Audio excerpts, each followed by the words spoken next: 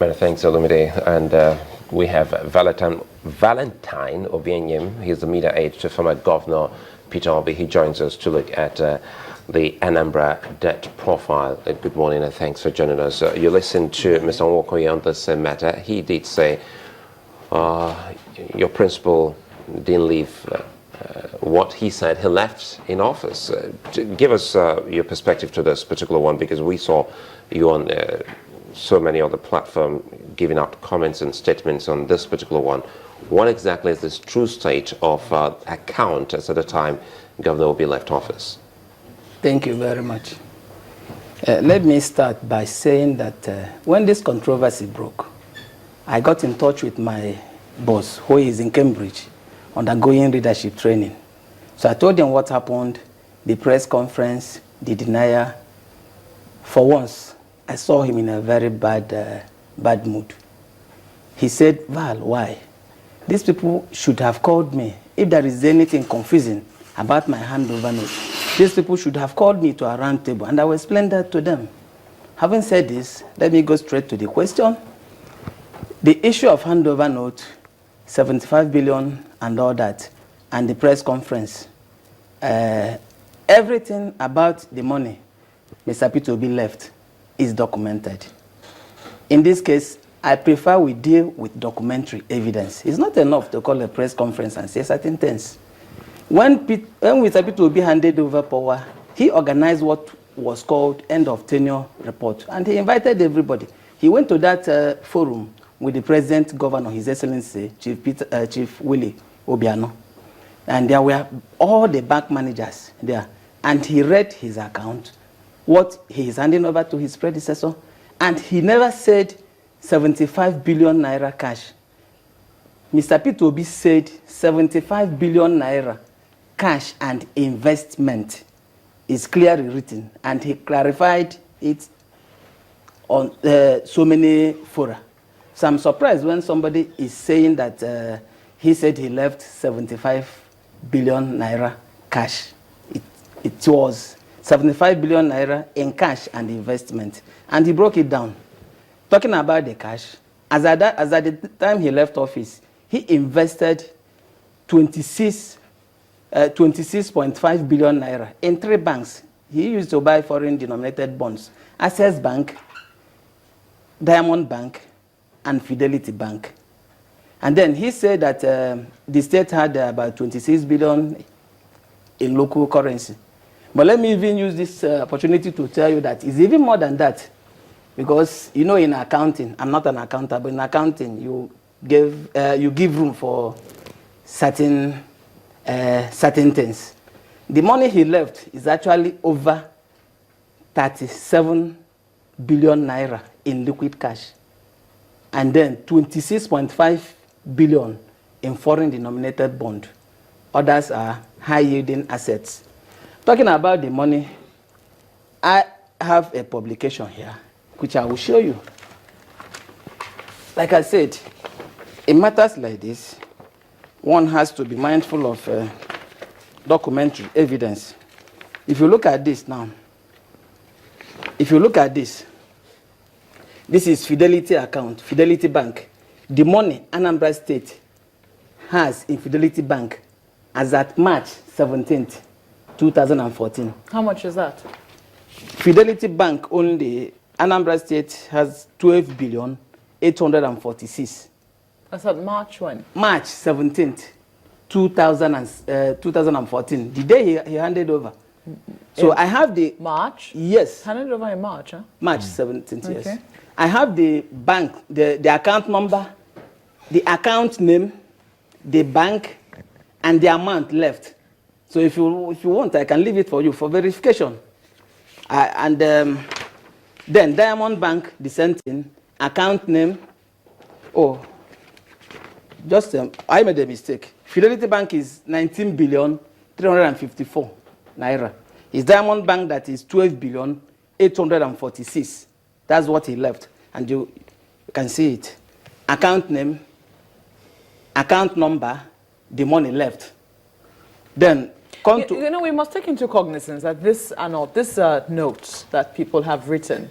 These are not the actual account slips of the state or from the banks, as it were. So some people might raise questions with this. But as you rightly said, I mean, they say you say that you left 75 billion naira in cash and in investment. Over 75. They acknowledge that there were some investments made, but they also say that there was also a huge liability that they had to meet. And the reason why they've come out to clarify what it is that was left is because some people have the impression that there's one money somewhere that the government is refusing to spend. Do you have a problem with that? Okay, let me quickly round up on the money left, and then I'll answer your question. Then the same thing with Enterprise Bank. If this thing were not correct, nobody would have put the account number.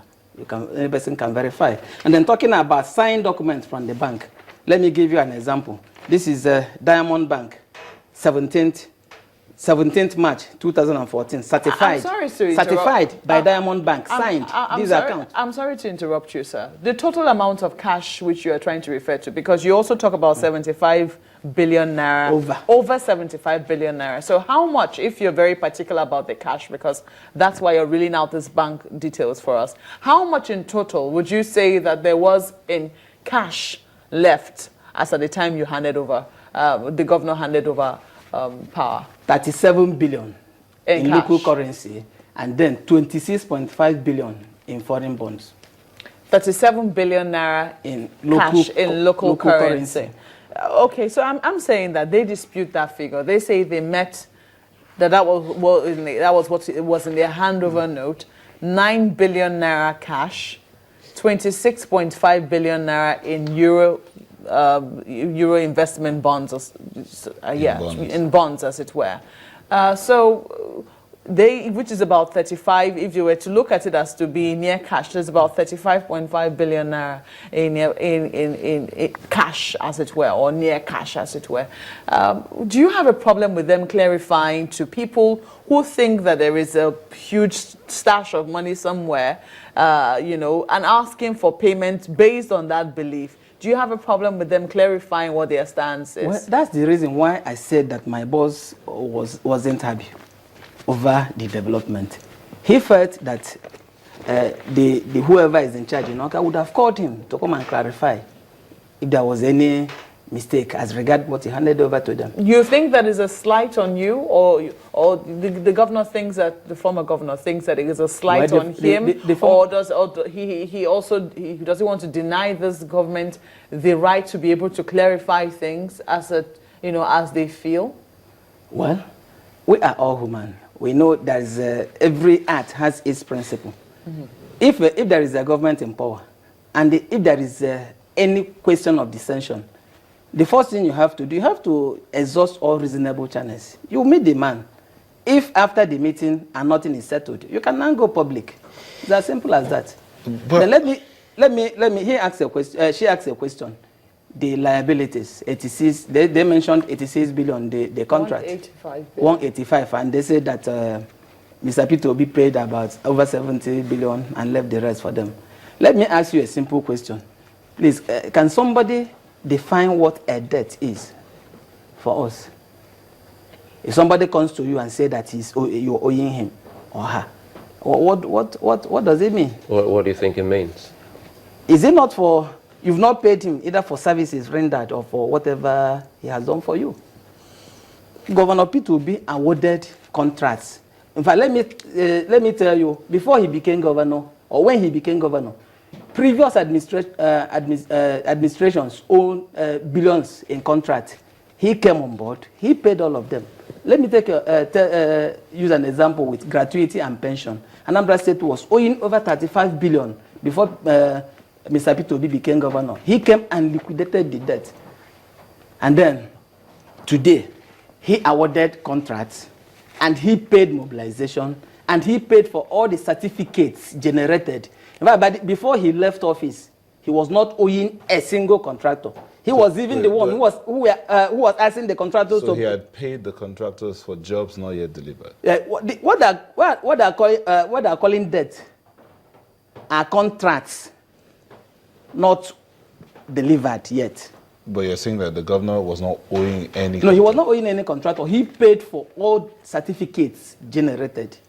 And that is the principle of contract. If you go to Procurement Act, you will even know that if a governor or if somebody in position of authority pays somebody in advance for work not done, Sulaiman, 1 second. Are certificates not generated after the job's been done? No, it's after the job has been done. So, but the governor, but now you're saying that the former governor paid for all certificates generated. In other words, the jobs had been done. Let me give you an example. No, where the jobs done. Let me explain. If somebody awards 100 kilometers of road, they do it piecemeal. They can't finish the road in a day. So the person doing the job, if assuming he has done 15 kilometers, based on that 15 kilometers, he will not generate a certificate, and he will be paid for job already done. So were the contracts completed before Mr. No, the contracts, not all contracts. So where did the incumbent governor go wrong in saying that the former governor left him projects that were accruing to over 70 billion that he needed to take care of? Where did he go wrong in saying that? The figure is not right, but he is wrong in every respect. With due respect to him, as I've tried to explain, the principle of contract is that you pay for what has been done. As at the time Peter Obi left office, he paid for all jobs done. So if he awarded a particular contract and 50% of the job was already done, he paid for that 50%. Let me come in here quickly. You said he was shocked when you put a call through him. Absolutely. To him, telling him what exactly is happening here in the country. Why was he shocked? What's the relationship between him and the governor at the moment? If you know Peter Obi, in everything he does, he has the interests of Nigeria at heart. He has the interests of Anambra State. Every day you meet him, he keeps telling you that he's praying for Nigeria and for Anambra State, and for God to direct the present governor to deliver all the goods for the state and the people of the state. And that defines his relationship. Do you see politics in all of this? Don't forget that the governor today is no longer in the same political party as the governor of Anambra State. I won't call it not so much about politics. I think it's so much about trying to misrepresent fact, either out of mischief or out of non-proper grasp of facts of the matter. To what end? I can go on and give you other examples. No. To what end? Is there anything about a struggle for the political life of Anambra State by these two leaders? Well, Peter Obi, throughout his life, has never struggled for anything. Instead, he will leave that thing for you. Those who know him know what I'm saying. He doesn't struggle for anything. He believes that God's time is the best. He has done his bit, and he wants others to succeed. So things are not exactly, chummy, amiable between, Governor Obiano and Governor Peter Obi. Is that what you're saying? You've insinuated that. Well, there are certain things you don't expect me to start saying here. Two of them, Governor Obiano is still alive. My boss is still alive. These are questions both of them will answer themselves. What I'm here to do, they organized the press conference and they misrepresented facts. Do you? And I want to clarify this. Let me give. Why we bring this excuse to the me. Let me give you an example. Just a moment. Is if you say that your boss was not happy, that they could have reached him if they had any issues, to clarify. Don't you also think that if he also had problems with how they had gone about it or the reasons that they've gone about it, couldn't he have also reached them to say, why have you done this? I could have clarified this with you. Can I tidy things up with you so that we don't have any misunderstanding as to the figures? Well, you don't put the cart before the horse. If somebody mans the rooftops and shout that you are a thief, first of all, you have a moral obligation to yourself to man the rooftop as well and say, I'm not a thief. Yeah, in other words, what you're saying is if you're in the bathroom and a madman comes to carry your clothes and runs, you should run and follow him. You have a moral obligation to follow him.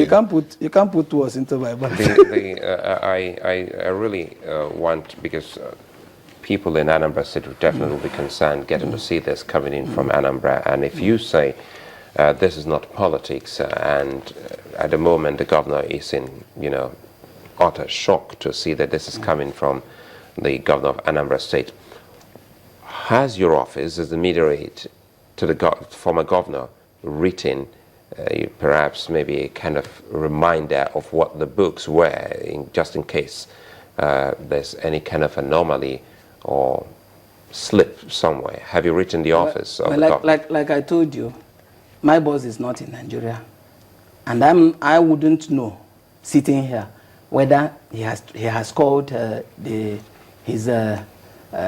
his successor or not. But what I'm saying is that beyond everything, we need to clarify, for the interest of Nigerians, the issues raised. Permit me to give you one example. I'm driving. Just hold your thought. I hope you don't lose it. Is he aware you were coming for this program? He's not aware. Otherwise, then you were saying that you were going to give us another example. Going by their press conference, they mentioned the issue of money invested in dollars, 26.5 billion naira. And they said that if those bonds were to be sold today, that Anambra State government would lose money. I read that. I was afraid because I thought they were saying the truth. But I went out of my way to consult a financial expert. I gave him the breakdown of the money invested and requested for a fee that he do proper analysis of that investment for me. And this is his report. Anambra State invested $155 in foreign bonds. As we speak today, $155 or million dollars? $155 million. Okay. As of today, the value of that investment is 176. So Anambra State has actually gained over $20 million, which translates to 8 billion. As at the time he made this investment, dollar was 160 something, and now you know what dollar is. And how can somebody come now and say that the money has lost value? And I'm aware that the interest needed by the investment, 8 billion, has been spent by the current government. They spent the interest, 8 billion, and they're here telling us that the money has lost value. What? I mean, they spent it on what? They spent it on what? Well, I don't know. How do you think that this will be resolved? Because eventually what a lot of people are looking for is resolution. Nobody wants to see Governor Peter Obi and his predecessor have this sort of open confrontation and argument in the public. How do you think it's going to be resolved? That's a good question. And whoever asks such a question, I always thank her or him because of one reason. Anambra State belongs to all of us. And even myself, I experience what one can even call psychic encumbrances whenever Anambra State is mentioned for wrong reasons. So everybody wants it to be resolved.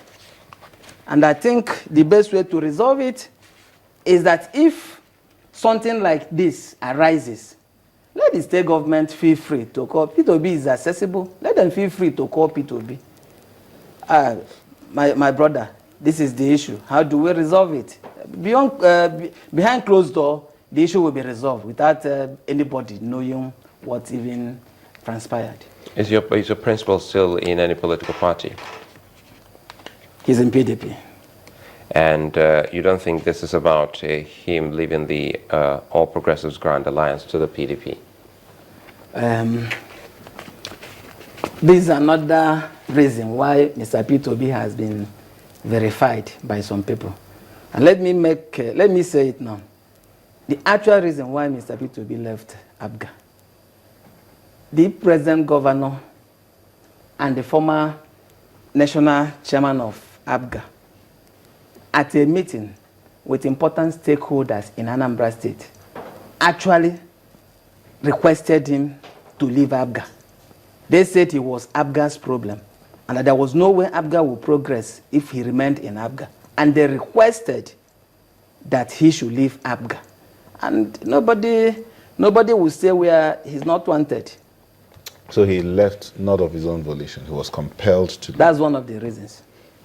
And is that why some of these issues go back and forth? For instance, in April of this year, you held a press conference about some youths that were protesting about the elections there. And the governor had to reply through his aide about the activities of the youth. And you blamed it on the governor. Is that true? Please, I don't... I issue a lot of press releases. I don't have the particulars of what you're saying. For every press release you issue, do you go back to your principal to say this is what you want to do, or you just go ahead and do it? No, I'll then be a very bad aide if that is what I do. I consult.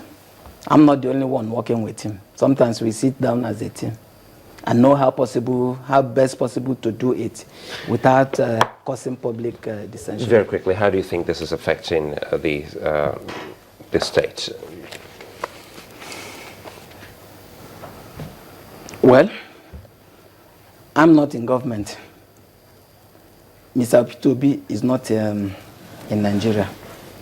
I can't sit here and say how anything is affecting the government because I'm not in government. But let me offer a word of advice. If government of the day wants to do something, and he has enough reasons and conviction that what she wants to do is for the benefit of the people, the government should go ahead and do that without trying to involve anybody. I say this because the present issue we are discussing now arose because Anambra state government plans to borrow massively from financial institutions. And then I understand that most of those financial institutions, based on what was handed over to him, actually felt that their funds will not be managed very well. Because they said so amount of money, because there are banks, they know the true destiny. And then they raised the objection that their funds really may not be... I think it's very important. And they asked the governor, let me finish. Did you get this because you were a part of the conversation, or this is what you heard happened?